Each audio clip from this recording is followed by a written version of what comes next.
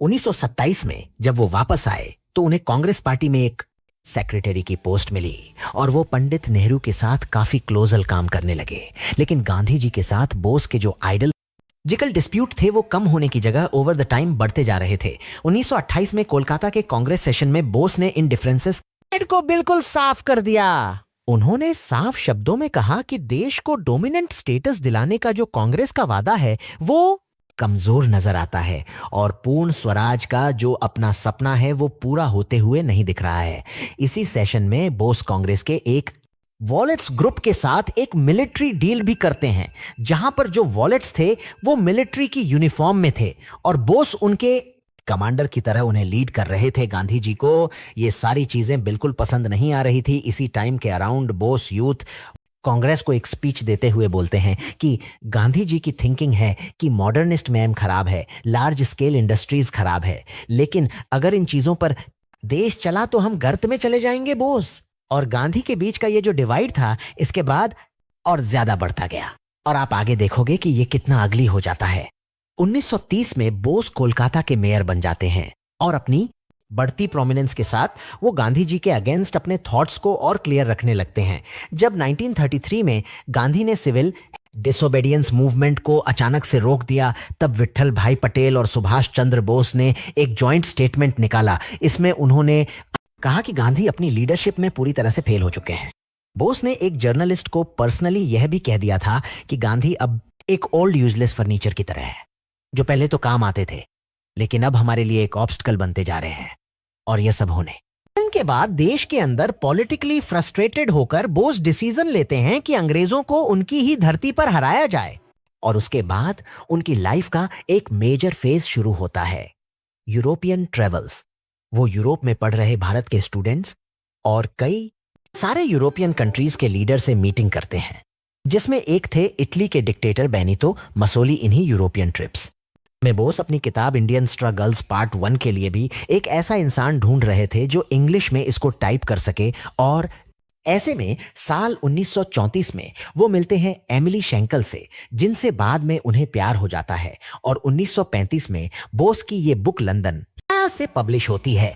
1937 में वो एमिली से सीक्रेट शादी भी कर लेते हैं और ऑलमोस्ट 4 साल यूरोप में बिताने के बाद वो वहां अपने लिए एक अच्छा खासा नेटवर्क डेवलप करने के बाद 1938 में वापस भारत आ जाते हैं।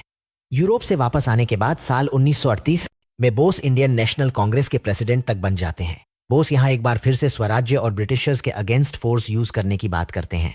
गांधी जी अब तक समझ चुके थे कि बोस अब ज्यादा पावरफुल होते जा रहे हैं और अगर इनकी पावर ऐसे बढ़ती रही तो इन्हें कंट्रोल करना मुश्किल हो जाएगा। इसीलिए वो वल्लभ भाई पटेल को एक लेटर लिख के कहते हैं कि बोस पर अब भरोसा नहीं किया जा सकता, हमें किसी डिपेंडेबल इंसान को कांग्रेस का प्रेसिडेंट बनाना चाहिए। बोस की प्रेसिडेंसी खत्म होने से पहले ही गांधी जी उनको रिप्लेस करने की बात करने लगे थे। लेकिन इसी बीच अगले साल कांग्रेस के प्रेसिडेंशियल इलेक्शन एक बार फिर से आते हैं। बोस एक बार फिर से जीत जाते हैं, जबकि गांधी जी के सपोर्ट वाले कैंडिडेट भी पट्टा भाई सीताराम मैया हार जाते हैं। ये इलेक्शन 29 जनवरी 1929 को हुए थे, लेकिन इसके पहले ही गांधी जी ने नेहरू पर प्रेशर बनाना शुरू कर दिया था कि बोस से कहा जाए कि वो इस इलेक्शन से अपना नॉमिनेशन ही वापस ले लें और पट्टा भाई सीतारमैया को अनअपोज्ड। इसके बाद जीत लिया इस पर गांधी जी ने साफ साफ कह दिया था, ये सीताराम मैया की हार नहीं बल्कि मेरी पर्सनल हार है। और इसके बाद गांधी जी ने अपने सारे सपोर्टर से कहा कि वो कांग्रेस वर्किंग कमेटी से रिजाइन कर दें। इसके बाद बहुत सी मीटिंग्स, उसके बाद बोस और गांधी जी सेम पेज पर नहीं आ सके और मजबूर होकर 2 महीने के अंदर बोस को प्रेसिडेंट की पोस्ट से रिजाइन करना पड़ा।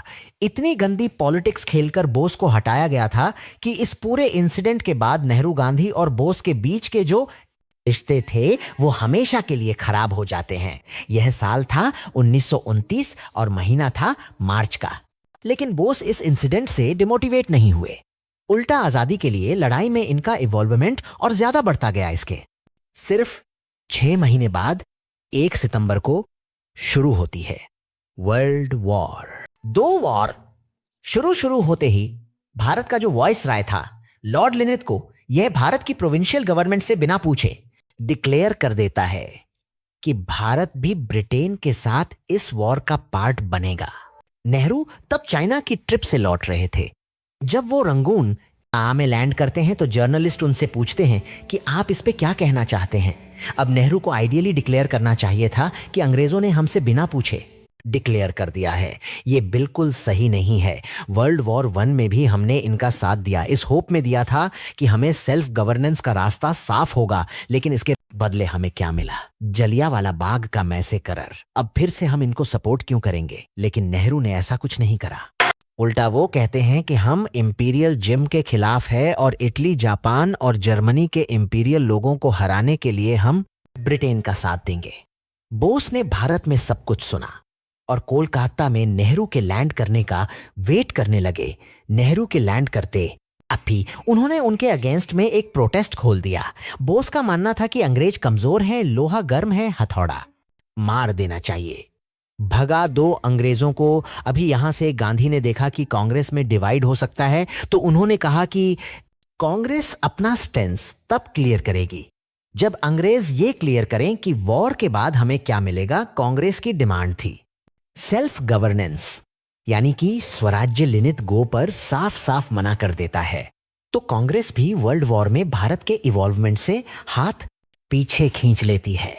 लिनिथ गो पहुंचा जिन्ना के पास और मुस्लिम लीग से सपोर्ट मांगने लगा।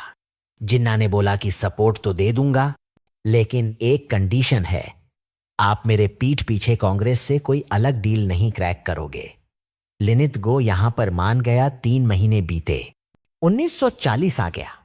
ब्रिटेन बैकफुट पर था, फ्रांस हार चुका था। डंक से ब्रिटिश की फोर्सेस जान बचाकर भागी थी।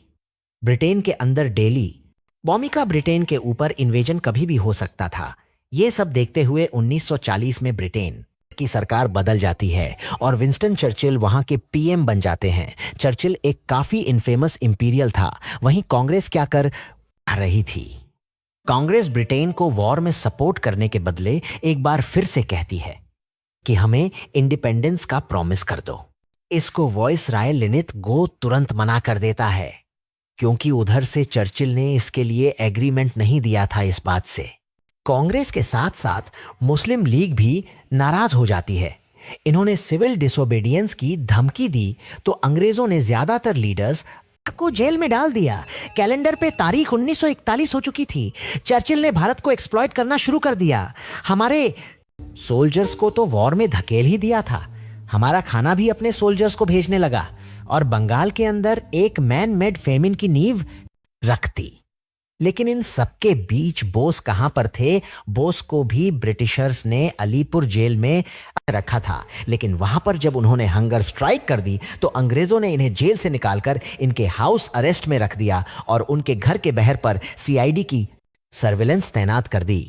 कांग्रेस के ऊपर बोस को अब एक पैसे का भी ट्रस्ट नहीं बचा था और चर्चिल के इरादे बिल्कुल ठीक नहीं थे। तो बोस अब जानते थे अंग्रेजों को तभी हराया जा सकता है जब हम उनके दुश्मन से हाथ मिला लें, और ऐसे में बोस ने एक नया प्लान बनाया। हाउस अरेस्ट में रहने के दौरान बोस ने अपने कमरे से बाहर आना बंद कर दिया और यह कह दिया कि मैं एक स्पिरिचुअल मेथड की प्रैक्टिस कर रहा हूं, इसलिए मुझे अकेला रहने दिया जाए। अब स्पिरिचुअलिटी और फिलॉसफी में बोस का इंटरेस्ट सभी लोग जानते थे, इसलिए सबको बोस के इस डिसीजन पर कोई शक नहीं हुआ।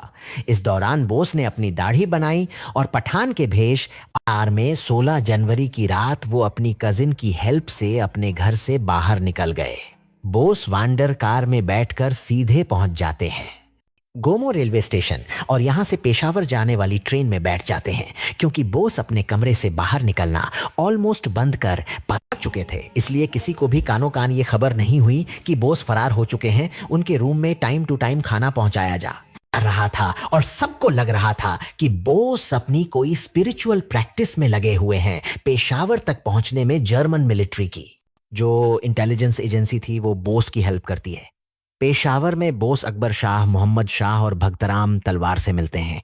ये सारे लोग इस रीजन को बहुत अच्छे से जानते थे। इसके बाद 10 दिन बीत जाते हैं। 26 जनवरी 1941 के दिन बोस ने पेशावर से सोवियत यूनियन जाने की जर्नी शुरू कर दी। और इतने दिनों बाद जाकर भारत के अंदर ब्रिटिशर्स को पहली बार पता चला कि बोस अपने घर से मिसिंग है।